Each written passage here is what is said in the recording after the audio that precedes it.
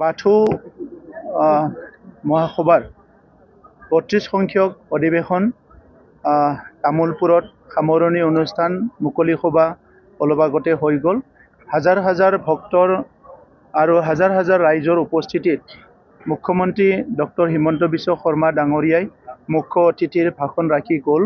আৰু ইতিমধ্যে মুখ্যমন্ত্ৰী ডাঙৰীয়াই স্পষ্টভাৱে কৈছে যে আমি যি ধৰ্মক বিশ্বাস কৰিছোঁ, বাথৌ ধৰ্ম, এই ধৰ্ম অতিকৈ প্ৰাচীন এটা ধৰ্ম। আৰু এই ধৰ্মৰ দৰ্শন, এই ধৰ্মৰ যিটো তত্ত্ব, সেইটো প্ৰকৃতিৰ লগত আগৰ পৰাই জড়িত হৈ আছে। আজিৰ সময়ত বিভিন্ন লোকে, বিভিন্ন সংগঠনে, বিভিন্ন সংস্থাই, বিভিন্ন দেশে য'ত প্ৰকৃতিৰ কথা কৈছে, পৰ্যাবৰণ, জলবায়ু প্ৰটেকশ্যন কৰাৰ কথা কৈছে, ইয়াৰ বহুত হাজাৰ বছৰ আগৰ পৰাই বাথৌ ধৰ্মৰ লোকসকলে আমাৰ প্ৰাকৃতিক পূজা কৰি আহিছে। আৰু যেতিয়া আমি দেখিছোঁ আমাৰ দেউতাসকলে, আমাৰ আগৰ প্ৰজন্মই যেতিয়াই গছ এটা কাটিব লাগে প্ৰথমতে গছটো সেৱা কৰে। যেতিয়া ভূমিত কোদালেৰে মাটি খান্দিব লাগে, ভূমিক আগতে পূজা কৰে। ঘৰৰ পৰা ওলোৱাৰ লগে লগে হয় ভূমি নহ'লে সূৰ্যক সেৱা কৰে। এইবিলাক আমি বহুত সৰুৰ পৰাই দেখা পাই আহিছোঁ। আৰু আজি যেতিয়া বাথৌ ধৰ্মৰ বৰ্তমানৰ নেতৃত্বই বাথৌ ধৰ্মখন খুব সুন্দৰকৈ সজাই বৰাই আগুৱাই লৈ আহিছে, আজি আমি সকলো বুজি পাইছোঁ সঁচাকৈ যে এটা ধৰ্মৰ যিটো দৰ্শন, সেইটো বাথৌ ধৰ্ম তাত বহুত ভালকৈ আছে। আৰু আজি আৰু ভৱিষ্যতত এই ধৰ্মটো বচাই ৰখাৰ কাৰণে, শক্তিশালী কৰাৰ কাৰণে ইতিমধ্যে বাথৌ ধৰ্ম সংস্থাৰ লগতে অসমৰ মুখ্যমন্ত্ৰী ডাঙৰীয়াই 2 বছৰ আগৰ পৰা বাথৌ থানচালিসকল নিৰ্মাণ কৰা, বাথৌৰ কেন্দ্ৰীয় যিটো অফিচ নিৰ্মাণ কৰা গুৱাহাটীত, তেনেকুৱা বিভিন্ন সহায়বিলাক তেখেতে কৰি আছে। আৰু আজিও 3টাকৈ ডাঙৰকৈ বাথৌ থানচালি নিৰ্মাণ কৰাৰ কাৰণে 15 কোটি টকা ঘোষণা কৰিছে। ইতিমধ্যে 200তকৈ অধিক থানচালিত 5 লাখ কৰি দিলে। আজি আকৌ 100খন থানচালিত 5 লাখ টকা দিয়া ঘোষণা কৰিছে। আমিও BTR চৰকাৰৰ তৰফৰ পৰা 2 লাখ কৰি আমি বহুতখিনি থানচালিত দিয়া হ'ল। অনাগত দিনতো আমি সহায় কৰিম। আজি আমাৰ 200তকৈ অধিক দেউৰীসকলক 10,000 কৰি আমি এইড দিব বিচাৰিছোঁ, যাতে দেউৰীসকলে অলপমান সকাহ পায়।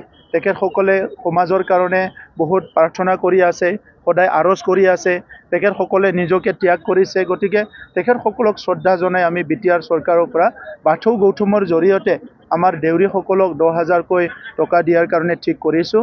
আজি মই তামোলপুৰৰ অধিৱেশনত থাকি মুখ্যমন্ত্ৰী ডাঙৰীয়াক স্পেচিয়েলি ধন্যবাদ জনাব বিচাৰিছোঁ। তেখেতে 2টা কথা কৈ গৈছে। এটা হ'ল দিল্লীত যিটো নতুন অসমৰ কেম্পাছ হ'ব, তাত আমাৰ গোসাঁইঘৰৰ লগতে এটা বাথৌ থানচালিও নিৰ্মাণ কৰাৰ কথা কৈছে। আৰু অলপ আগতে আমাক আমাৰ কেন্দ্ৰীয় নেতৃবৃন্দক ব্যক্তিগতভাৱে তেখেতে কৈছে কম দিনৰ ভিতৰতে গুৱাহাটী যি মুখ্যমন্ত্ৰীৰ ৰেচিডেন্স, তাতো এটা বাথৌ থানচালি তেখেতে স্থাপন কৰিব। গতিকে ইয়াতকৈ ডাঙৰ খবৰ আৰু আজি একো হ'ব নোৱাৰে। মই ধন্যবাদ জনাইছোঁ। আৰু আমাৰ বাথৌৰ নেতৃত্বক, কেন্দ্ৰীয়, জিলা, আমাৰ যিখিনি আঞ্চলিক আছে, চবকো অনুৰোধ কৰিছোঁ যে যিটো আধ্যাত্মিক সচেতনতা, এইটো আজিৰ সময়ত বহুত প্ৰয়োজন আছে। কাৰণ আজিৰ যুৱ যুৱতীসকল, আজিৰ প্ৰজন্মৰ নতুন নতুন বিজ্ঞানৰ কিছুমান ডেভেলপমেণ্ট, বিভিন্ন পৰিৱেশবিলাকে কেতিয়াবা মিছলিড কৰিব বিচাৰে। সেইখিনি সময়ত আমাৰ ল'ৰা ছোৱালীক যাতে সঠিক পথেৰে আগুৱাই যাব পাৰোঁ, সেইকাৰণে বাথৌ ধৰ্মই আধ্যাত্মিক যিটো চৰ্চা, সেইটো শক্তিশালী ৰূপত আগুৱাই নিব লাগিব, এইটো অনুৰোধ কৰিছোঁ।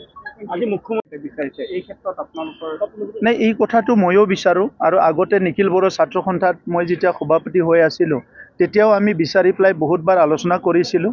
আজিৰ নিখিল বড়ো ছাত্ৰ সন্থাৰ সভাপতি দীপেন বড়ো ডাঙৰীয়াও বহুত পদক্ষেপ লৈ আছে। গতিকে চবেই বিচাৰোঁ আমিও একত্ৰিত হ'ব লাগে।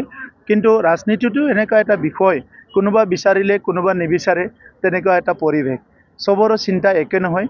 মুখ্যমন্ত্ৰী ডাঙৰীয়াৰ যিটো এটা বহল মন, সেইটোৰ কাৰণে মই ধন্যবাদ জনাইছোঁ। আমিও অনাগত দিনত চেষ্টা কৰিম আমাৰ মাজত যদি ৰিকনচিলিয়েশ্যন হয়। কিন্তু এই সময়ত আমি যিখিনি আলোচনা বিলোচনা চলি আছে, তাত বহুত ওচৰত কম সময়ৰ ভিতৰতে কিবা এটা হ'ব তেনেকুৱা দেখা নাই। মুখ্যমন্ত্ৰী ডাঙৰীয়াৰ আহ্বানটো আমি সদায় সন্মান জনাম।